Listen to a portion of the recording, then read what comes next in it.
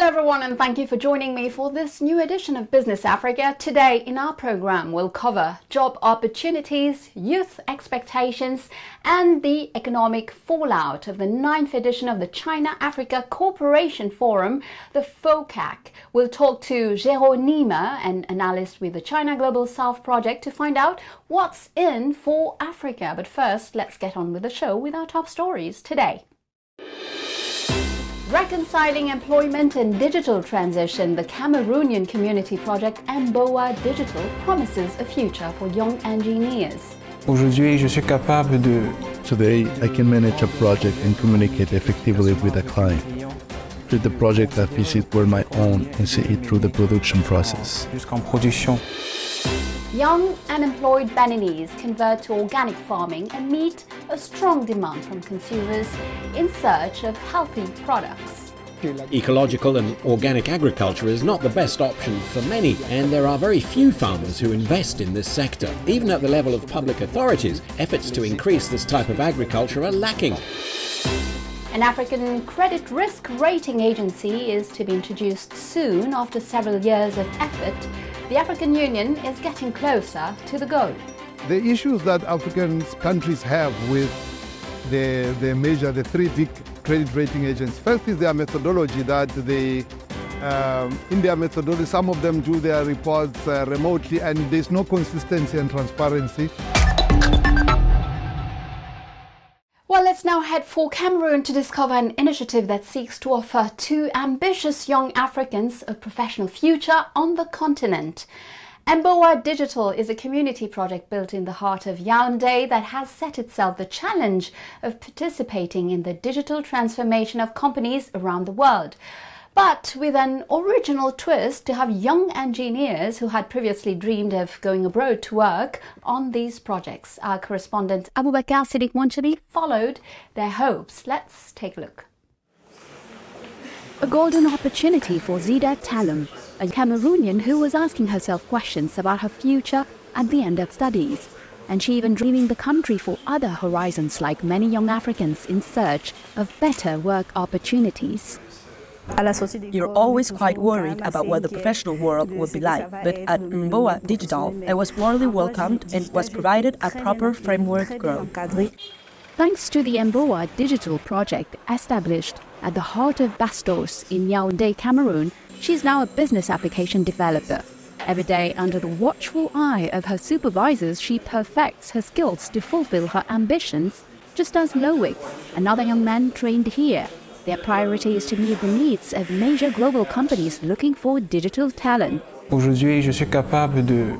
Today, I can manage a project and communicate effectively with a client. Treat the project as if it were my own and see it through the production process. Jusqu'en production. Mboa Digital was launched in 2019 in Cameroon. It is a community project led by Habib Tafo, a former employee of the IT department of Unemployment Insurance Services in France and an international consultant. It's the project of a lifetime. It started with a desire to do something for my country and to shake up the status quo. It's about realizing that we have young people with potential and talent, and that if we give them just the right amount of coaching to upskill them to international standards, they'll be able to seize the numerous opportunities. The global digital transformation market is estimated to be worth nearly $698 billion in 2022, with growth prospects of around 25%, according to a report by market research firm The Brainy Insights. It's a favorable international context and a source of jobs for young Africans. Whether in Europe or the United States, digital transformation projects are plentiful, but there are very few engineers who can carry them out. In Africa, we have a real opportunity. We have a large and young population. However, the current lack of training is a pressing issue that needs to be addressed to fully leverage this potential. This reinforces Habib Tafo's vision of making Mboa Digital a veritable skills incubator, with African engineers who are highly qualified in the digital industry and in direct contact with international demand. The aim is also to connect these talents with companies worldwide looking for highly skilled personnel without these engineers needing to travel or leave Africa to fulfill their mission. At Mboa Digital, we have diverse professions, including front-end engineers, back-end engineers, support engineers, and UX/UI designers. We have developed in-house training courses for each profession to support their growth. In our fast-moving industry, we understand the importance of self-training and are here to encourage and support them in this journey. Every day, young men and women from various backgrounds and profiles are hard at work here. I work on application development projects every day. I'm doing an internship in software engineering, and my internship project involves a bit of artificial intelligence.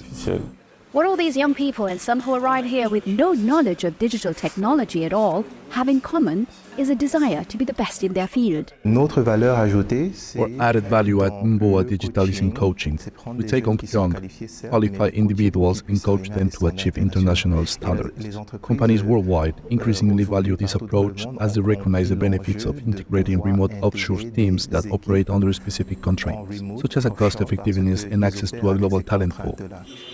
This is an opportunity for young Cameroonians and other African nationals. Habib Tafo plans to expand his business by setting up Mboa Digital subsidiaries in different African countries as part of his program. He dreams of making sub-Saharan Africa a destination for quality IT services, known by all the companies worldwide who would outsource their service centers there because of the qualified skills available. As a member of the diaspora, we have responsibility, and the discussion that I have now with my friends who remain in Europe and elsewhere have evolved thanks to my experience here. Mboa Digital is also presented to the diaspora as a window of opportunity by African governments, encouraging them to come and invest or set up projects in Africa, particularly in the digital industrial sector with enormous potential for the continent's development and numerous opportunities for growth and innovation. The difficulties associated with the legal and fiscal environment and access to finance are undeniable for new project owners on the continent. But the promoter of Mboa Digital, who used his own funds to set it up, hopes that his experience is seen as a positive example for other members of the diaspora and encourage those who are still hesitant to launch projects in Africa to come and realize their vision of the future. After numerous fraud allegations and an investigation by the National Inspectorate General of Finance, this is the end of a biometric national ID card project in the Democratic Republic of Congo. The authorities have cancelled a $1.2 billion project awarded to a consortium consisting of Afritech and the France-based multinational AIIB. No official reason was given to annul the contract, but recently media reported on allegations of financial mismanagement surrounding a series of failed ID projects in Congo. Multiple major biometric and digital ID companies are competing for contracts to produce next-generation ID cards in Africa. Meanwhile, business confidence is improving in South Africa. During the third quarter, the RMB-BER Business Confidence Index rose close to its highest in the last 2 years. The change was driven by retailers and new vehicle dealers who are anticipating a boost from interest rate cuts expected to begin later this month. This is the first survey since the last election, which led to a business-friendly coalition government. It adds to other positive signs suggesting a turnaround in the economy. There is also an improvement in the electricity outages that plagued the country until last April. The trend of farmer entrepreneurs continues to grow in Africa and is rapidly spreading to organic products. Benin is one of the most advanced countries in that field since it was in Porto Novo that the Songhai Organic Farm was founded in 1985 as a designated center of excellence for agriculture by the United Nations. More than 35 years later, young unemployed Beninese are continuing this model of entrepreneurship by organizing themselves into associations. An example is Les Jardins de l'Espoir Association. Take a look. We are here at the Minotin market located at the heart of Cotonou in Benin. At first first glance, it is difficult to separate organic products from conventional ones. Chemical pesticides used in the cultivation are tricky to be detected by consumers. Despite their absence, it does not make the lives of these organic farmers easier, who usually face other challenges such as pests, diseases, and weeds. Organic is seen as an unattractive form of cultivation in developing countries. Very large-scale cash crops seem to many farmers to be the only way of attracting foreign exchanges. This explains why very few farmers choose organic. Based in Torre Bozito, about an hour's drive from the economic capital Cotonou for more than 5 years, Femi Kotchoni is one of them. He practices organic farming on an area of 3,000 square meters, and his main concern is the promotion of his organic products. Ecological and organic agriculture is not the best option for many, and there are very few farmers who invest in this sector. Even at the level of public authorities, efforts to increase this type of agriculture are lacking. But there is also the question of the market. At the market, organic products are sold at the same price as conventional ones. To be sure of what they are consuming, buyers of organic produce look for and identify gardens that practice this form of agriculture. Femi Kotchoni and his friends launched in August 2021 the Farmers Market, a bi-monthly 100% organic market that they finance themselves. 7 gardeners manage this market, which welcomes 100 customers. These organic products are sold at a higher price than in conventional agricultural markets to ensure a decent income for organic farmers. We do all we can to ensure that the farmer receives a fair price. Our goal, of course, is to reverse the current trend within 3 years. So 70% in the farmer's market and 30% in a normal market. The Farmers Market is the only initiative where you can find certified organic products in Benin. The duplication of this initiative in the rest of the country could favor farmers to invest in organic and also seek to transmit their cultivation techniques. We do our own composting. We take dead leaves and dry leaves and we mix them with cow dung and droppings and charcoal waste. That's how we fertilize the soil. A traditional know-how which is quickly coming back to life and which could give Africa a real edge, and above all the ability to build up a new reservoir of organic products. According to a study by the Food and Agriculture Organization of the United Nations, the FAO, in 2017, Africa has almost 60% of the world's uncultivated land.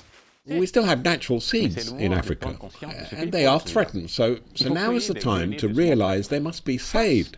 We must create granaries of natural seeds in the face of manipulated seeds, which have been transformed, seeds whose genes have been modified and which, once planted, become a threat to the environment and to the health of consumers. For Femi and his friends, their market has in any case already won its awareness bet.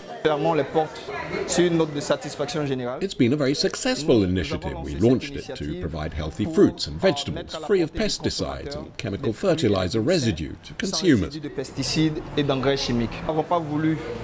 did not want it just for the well-off, we wanted it for the entire population. And looking at the mix of customers who've come here, I can say for this, our second edition, we have reached our goal. The roadmap has already been drawn, duplicating organic markets throughout Benin before extending them to the entire sub-region with a central target to become the leader in the distribution of agroecological products throughout West Africa. The region still only accounts for 17% of organic cultivated areas on the continent. But the trend is towards an increase in local initiatives, with already good export figures for some products such as organic pineapple from Benin or soya from Togo.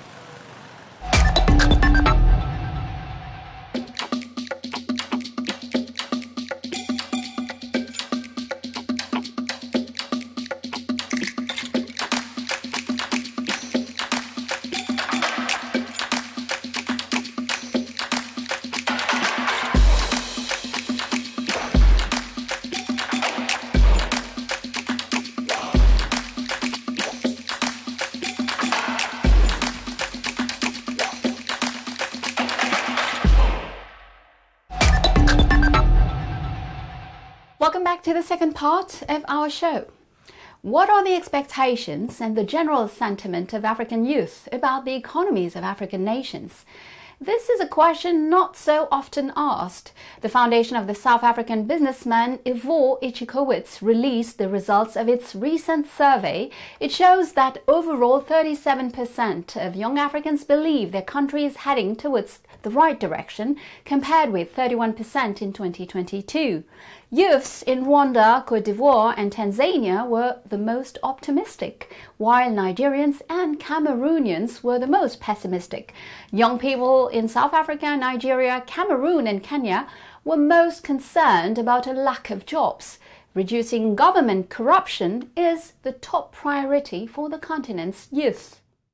The 9th edition of the China-Africa Cooperation Forum, the FOCAC, was held earlier this month in Beijing. It was a big diplomatic event that culminated with a Chinese pledge to provide over $50 billion in financial support to Africa, including a commitment to triple China's credit lines to the continent to $30 billion. But is this what Africa wants and needs? To talk about it, I'm joined from Mauritius by Géraud Neema, an analyst at the China Global South Project. Géraud Neema, hello and welcome on Business Africa.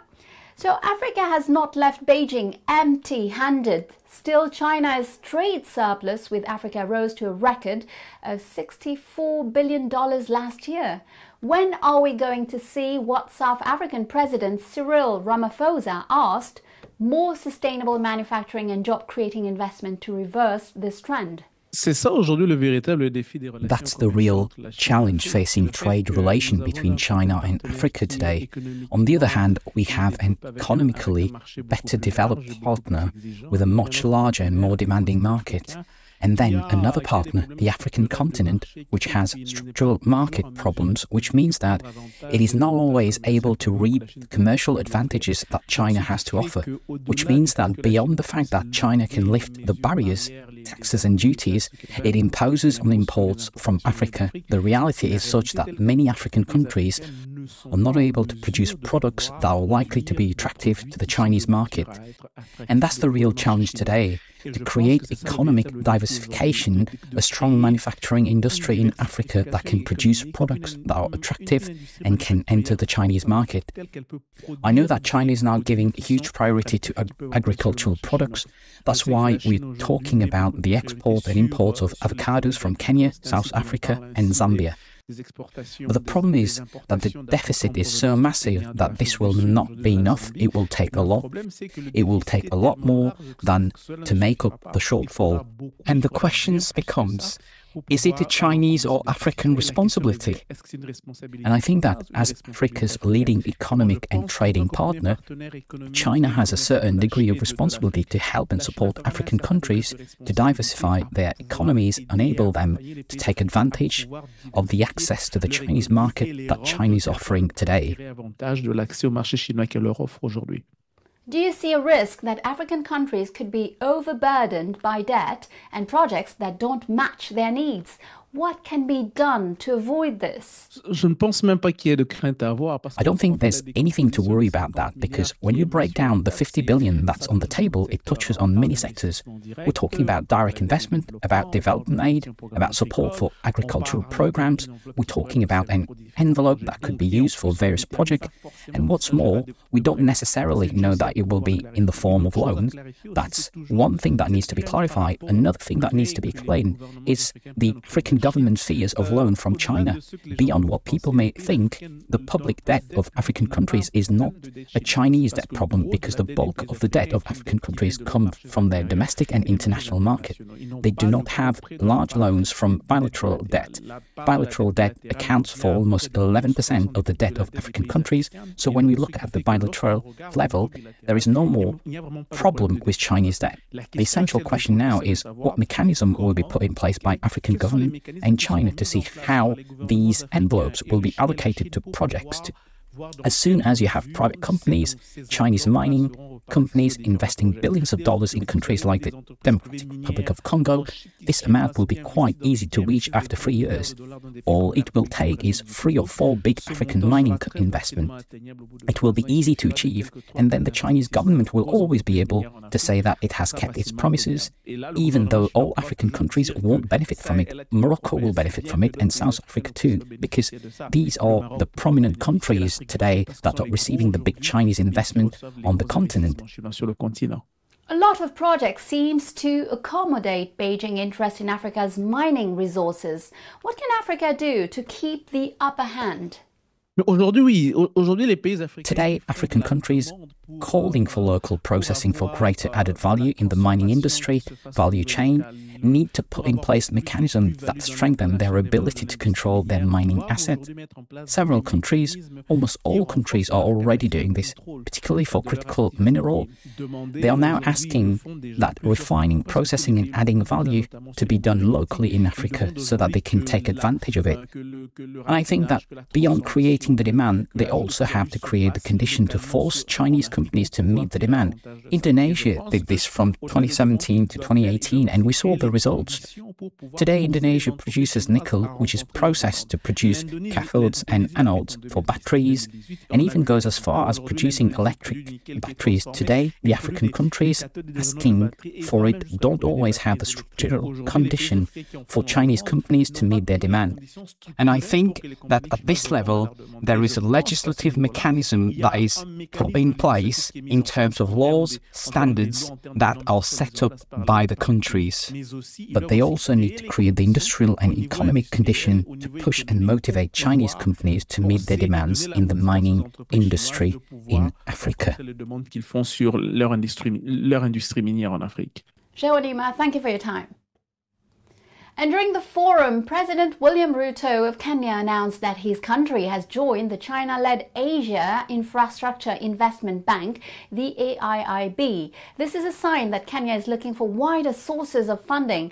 Dr. Ruto said he hoped for a better access to concessional loans for infrastructure, climate change efforts, connectivity, regional cooperation, and technology-enabled projects and programs.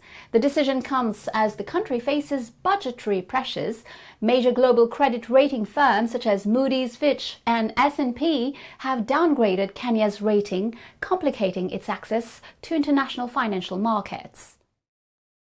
And indeed, the recent budgetary constraints in several African states highlight the need for this crucial access to international financial markets. It also reminds of a criticism that often comes up. The major international credit risk agencies tend to release harsh ratings that give the continent a negative economic outlook.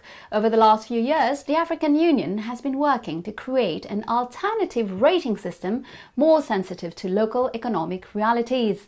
Our journalist Wandisva Tangento went to Lusaka in Zambia to follow discussions on the operations of the future African Rating Agency. The African Union is gearing up to launch Africa's first credit ratings agency in 2025. African governments are seeking sovereign credit ratings in order to access global capital markets and attract foreign direct investments. The AU's African Peer Review Mechanism says one of the prime indicators for success of the Africa Credit Rating Agency lies in reducing the country risk premium. The issues that African countries have with the measure, the three big credit rating agents, first is their methodology that they in their methodology, some of them do their reports remotely and there's no consistency and transparency. They supposed to use the same indicators, but they then rate the different countries differently. You know, you'll expect consistency if you are using tools and country A and country B have similarities. They are supposed to rate more or less, but it doesn't happen with them because in the case of African countries, they put a risk premium. Just your geographic location makes your country very risky. The agency will be self-funded, with the ownership structure composing of the African multilateral finance institutions, domestic rating agencies, and international investors. The AU says they are working on getting buy-in from the private sector. You need to convince the African market players and governments that they indeed can make use of the Africa credit rating agencies. Instead of saying, I'd rather continue relying on the big three. That is buy-in. And they see a huge opportunity in making use of that. So we have to do a lot of work. There's the African Union and the African peer review mechanism to communicate the projects to governments and the private sector so that there's buy-in. One economist says the Africa Credit Ratings Agency should draw inspiration from China, which has over 50 credit rating agencies. What we've seen in China, for example, is that those domestic credit rating agencies started off around the mid-1980s, and they've grown, and actually in some circumstances and over time, some of them have even been bought up, or shares from the big three agencies have even been taken up into those domestic rating agencies. And what's been interesting about them is that, about the Chinese credit rating agencies, there's over 50 now, is that they have their own methodologies as well. They have some differences with what happens in terms of the outcomes domestically versus what the international ratings do. But, for example, many of them rate our economies, our African economies, as much as the big three credit rating agencies do. So what China is an example of showing how credit rating agencies can grow, and also how you can really create an environment for credit rating, domestically localized credit rating agencies to flourish. The agency seeks to tap into the 22 African countries that have no credit ratings from Moody's, Fitch and S&P. One of Africa's new players, Sovereign Africa Ratings, says the establishment of the agency will be important not only for investors, but ordinary citizens. An ordinary person should care because they depend on leadership to figure out what the problems are in society so that they have a better income, so that their children have better education and better health care. With Africa's economy being where it is now, it's not performing too well. And one of the reasons why it's not performing too well is because the global financial system does not favor Africa because of Africa's history. And a credit rating agency in Africa would help Africa to begin to realize its full potential, because it will get access to credit at a lower rate. It will also be able to have more stable currencies, and those would mean that it will be able to get more for its exports and generally improve the standard of living. So we are talking about multiples of factors of 2, factors of 3. So an ordinary person with a low income can in fact end up with a much better standard of living over the next 5 to 10 years, because the engine room that drives and diagnoses the economy has been fixed, and Accra is there to enable that. The main driving force for establishing the Africa Credit Rating Agency is that low ratings has resulted in countries having difficulties in accessing global markets or incurring huge borrowing costs on international financial markets. Consequently, these challenges impede ambitions for industrialization, infrastructure development, and building economic resilience. Wandi Swandengendo, Lusaka, Zambia. Well, that's it for today. Business Africa is over. I'll see you next week, same time, same channel. For Initiative Africa, we'll host Monique Sawadogo, manager at the Marbayasa Burkinabe Theatre Company. In the meantime, you can watch this show on our website, africaonair.com, and follow us on our social media channels. Feel free to share, like, and comment using the hashtag Business Africa. Have a great week, and until next time, goodbye.